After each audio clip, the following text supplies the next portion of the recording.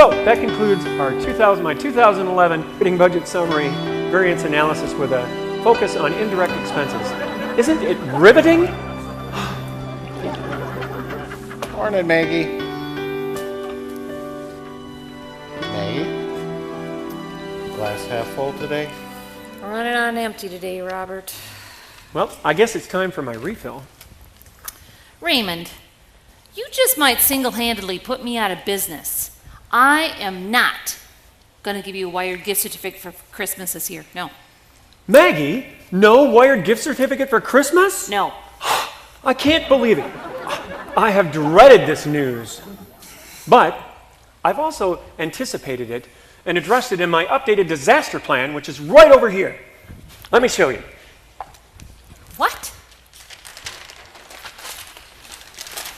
Yes, Raymond's updated disaster plan. You gotta be kidding me. Now, Maggie, if I don't get a gift certificate from Wired, it's going to change my December year-to-date operating budget, and it could distort my fourth quarter retained earnings, and it might lead to a dip in stock prices, possibly even the entire coffee futures, which could lead to a decline in the economy of South America, which in turn could cause us to go into a double-dip recession. Now, Maggie, I ask you, are you ready for all of that? Raymond, you are in my store setting up office Monday through Friday, and you have been for about a year now. Except for holidays. I mean, I take almost every holiday off. And, from my observation, you consume about 6 16-ounce cups of coffee a day. It's simply the best coffee in town. That's about 1.5 gallons a day, which would mean about 30 gallons of coffee a month. That would mean about 360 gallons a year of my coffee. And all for $3.75 a day. Maggie, you are a marketing genius. And that's why I love this place so much. And that's why I love you so much. And I can't wait for the day when you say, I do. I do what? Marry me, Maggie. Marry me, Maggie. Crying Remember? out loud. So, Raymond, I've known you ever since you set up shop here, but you've never told me what kind of business you have. What do you do, anyway? It's high tech, Robert. Very high tech. Perhaps a little over the head of a simple-minded philosophy professor, eh? Oh, no, not at all, Robert. It's just that I have a lot of proprietary data and subdata that I can't divulge in a non-business transaction without the risk of defaulting on the code of ethics in which I adhere to. Code of ethics? Like live cheap? How did you find out? Did you hack into my website? Have you been looking over my shoulder while I work? Raymond, just watching you day after day, cup after cup, refill after refill. I got it. Good morning, The Wired. How can I help you? Why, yes, Raymond is in.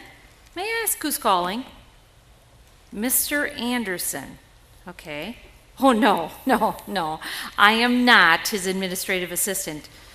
Could you hold, please? Raymond, there's a Mr. Anderson on the phone for you. Oh. He thinks I'm your administrative assistant? No problem. He's probably just confused because the name of my internet business is also Wired. Sorry. What?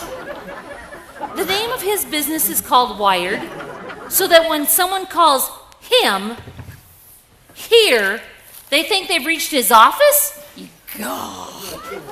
Took you a year to figure that out. Oh, for Christ's Not bad. So, guys, have you heard from Josh today? You know, we only Skype once, twice a week max. So, Well, how are you really feeling today, Maggie? Well, thanks to Raymond, I guess I have something to distract me from my fears. you know, Robert, Josh is in God's hands right now. We just need to trust that. Yeah. That's why we have faith. Faith and hope. What else is there? You're right, Em. God, please just help me with my unbelief. Another satisfied customer that talked a long time. How much coffee does he drink? Well, if he follows my business plan, about 360 gallons a year.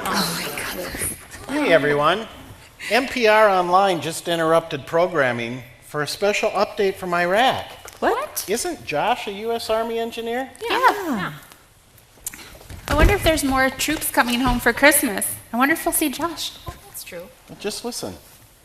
3 U.S. Army engineers are feared captured by the Iranian military this afternoon while on their final mission in Iraq.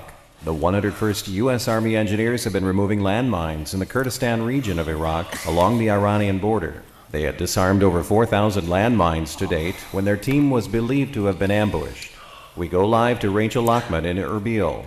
Rachel, I know this is fresh, but can you tell us what you know? Thanks, David.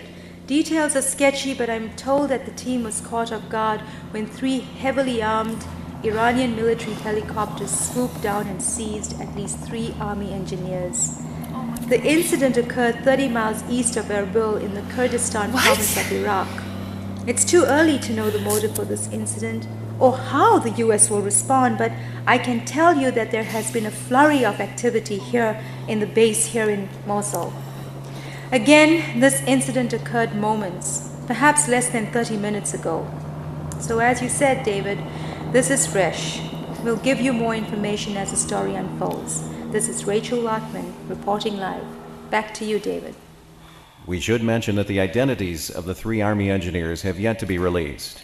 We'll be updating this story as information becomes available. Our thoughts and prayers are with the families of those feared missing.